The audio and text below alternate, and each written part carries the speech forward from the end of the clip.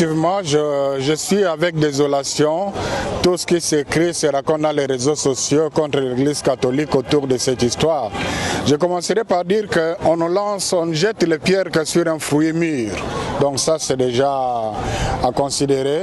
Mais j'aimerais me résumer à rassurer aux fidèles catholiques et aux hommes de bonne volonté autour de tout cela. J'ai retenu trois choses. Il y a une photo dans laquelle on retrouve M. Christian Malanga entre Monseigneur Utembi, président de la SENCO, et Monseigneur Ambongo, alors vice-président de la SENCO.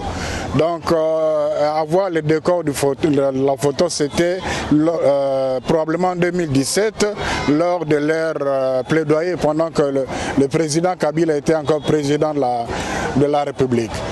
Et soyez rassurés, ni avant la photo, ni après la photo, personne de ces deux évêques n'a eu un contact personnel avec M. Christian Malanga. Deux, il y a des gens de mauvaise foi qui présentent le chargé d'affaires de l'Annonciature, Monseigneur Andri, qui avait accompagné son éminence le cardinal Ambongo auprès du chef de l'État, avec un des assaillants, un de peau blanche qui a été dans le groupe de ceux qui ont attaqué l'honorable Vital Kamerhe et le palais du plèbe. Il s'agit de deux personnes différentes. D'ailleurs, au moment où s'est passé ces événements à Kinshasa, Monseigneur Andri, qui avait accompagné son éminence le cardinal chez le président, était avec moi à Kananga.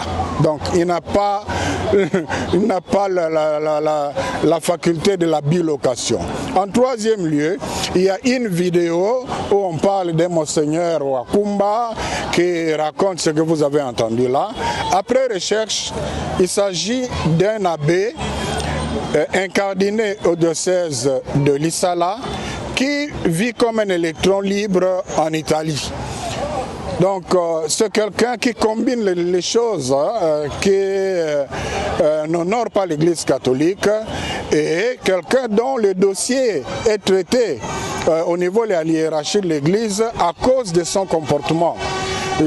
Et personne, ni son évêque, ni le prêtre de son diocèse, ni les gens, personne ne sait comment il a eu le titre de Monseigneur. Dans l'église catholique, ce n'est pas comme dans d'autres églises où on se réveille le matin, on se donne le titre de bishop ou archibishop. Ça ne se passe pas comme ça. Donc là, ça ne va pas. Alors, il n'engage pas l'église catholique. Et d'ailleurs, un prêtre qui parle d'un état de Saint-Pierre et Paul, mais il a oublié toute sa théologie. Donc, cet ordre de Saint-Pierre et Paul, tout ce qui allait sur le net, ça ne se retrouve nulle part dans la liste des ordres de Saint-Siège. Donc, tout est fausseté, fausseté, fausseté. Ce sont des gens de mauvaise foi. Je ne sais pas pourquoi ils en veulent à l'Église catholique. C'est pour ça que j'ai dit on ne jette des pierres que sur un fruit mûr.